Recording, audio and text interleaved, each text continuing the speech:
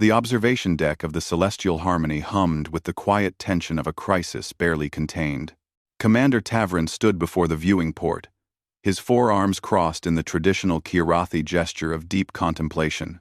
Behind him, the Emergency Council had dissolved into chaos delegates, from 17 species shouting in their native tongues, translators struggling to keep pace.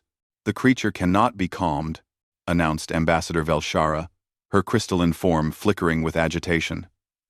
"In 3 cycles, it will reach full resonance. The psychic feedback will shatter every mind within 10 parsecs." Tavrin's head crests flattened against his skull.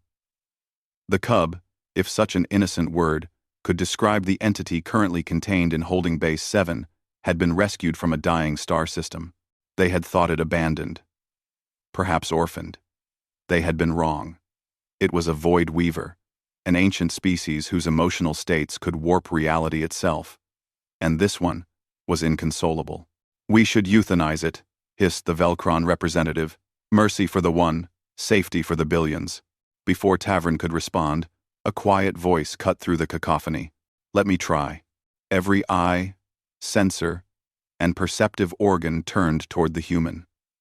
Leora stood at the edge of the council floor, her small frame dwarfed by the assembled aliens.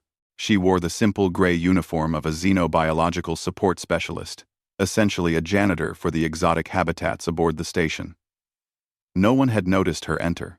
"Absolutely not," Tavrin said, his translator rendering his words with appropriate firmness. "You lack the psychic shielding. The cub's distress would overwhelm you in moments." Leora stepped forward anyway. Her dark eyes held a stubborn light that Tavrin had seen before in humans, that peculiar mixture of compassion and recklessness that made them simultaneously the galaxy's best diplomats and worst security risks. "Commander, I've spent 2 years maintaining the habitat systems. I've watched that cub through the monitors." She paused, choosing her words carefully. "It's scared. It's alone. It doesn't need psychic experts or containment protocols. It needs someone to sit with it."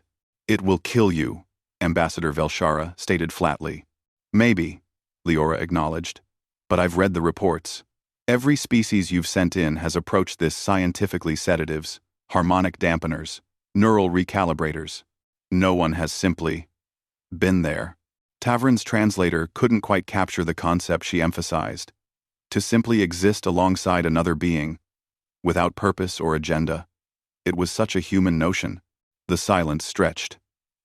Finally, Tavrin's crests rose slightly. 1 hour.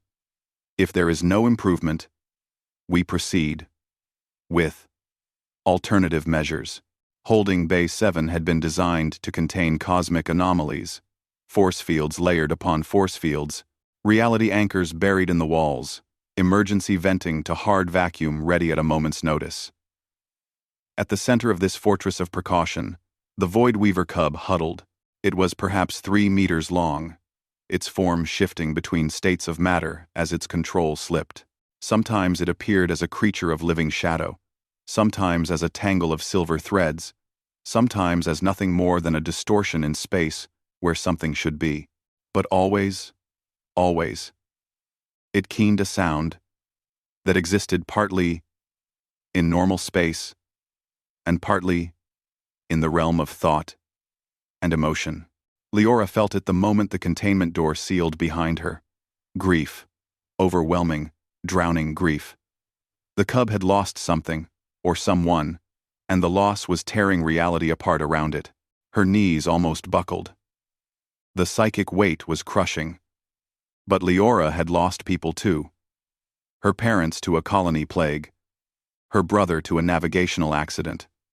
She knew this particular darkness intimately. She didn't approach the cub. She simply sat down on the cold metal floor, cross-legged, 10 meters away. And then she began to hum. It was an old lullaby from Earth, one her grandmother had sung during the worst nights after her parents' deaths. The melody was simple, almost primitive by galactic standards, but it carried something that no Kirathi harmonic balancer or crystalline frequency modulator could replicate. Memory. Love. The absolute certainty that pain, however terrible, could be survived. The cub's keening didn't stop. If anything, it intensified. Leora felt blood trickle from her nose as her brain struggled against the psychic pressure. She kept humming. Hours passed. The emergency council monitored in silence, watching through shielded cameras as the human sat motionless, save for the rise and fall of her breath. Several times, Tavrin prepared to order her extraction. Each time, something stayed his hand. Around hour 3, Leora began to speak. Softly, steadily, in the particular tone humans reserved for frightened children and wounded animals. She told the cub about Earth, about rain and oceans, and the way sunlight filtered through autumn leaves. She told it about loneliness, about the ache of missing someone who would never return. She told it that feeling this pain meant love had been real, and that was worth something. The cub shifted. A tendril of shadow stuff extended toward her.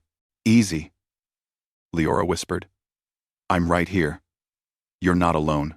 Dawn came to the celestial harmony, or rather, the arbitrary designation of morning, on a space station that knew no natural cycles. When Tavrin finally overrode Leora's objections and entered the holding bay, he found a scene that would challenge his understanding of the universe for years to come. The human was asleep, slumped against the wall, and curled around her, its form finally stabilized into something resembling a cat-sized bundle of starlight and shadow. The Void Weaver cub rested peacefully. It had wrapped itself in her jacket. One of her hands rested on what might have been its head. Both breathed in synchronized rhythm. The psychic pressure that had threatened to tear apart a sector of space had dimmed to barely a whisper, not gone, but transformed. Not anguish, but contentment. Safety. Trust. Impossible, Ambassador Velshara murmured. By every metric we possess, she should be dead or insane. Tavrin watched the sleeping human and realized something profound. Perhaps humans survived their chaotic, dangerous homeworld, not despite their fragility, but because of what that fragility taught them.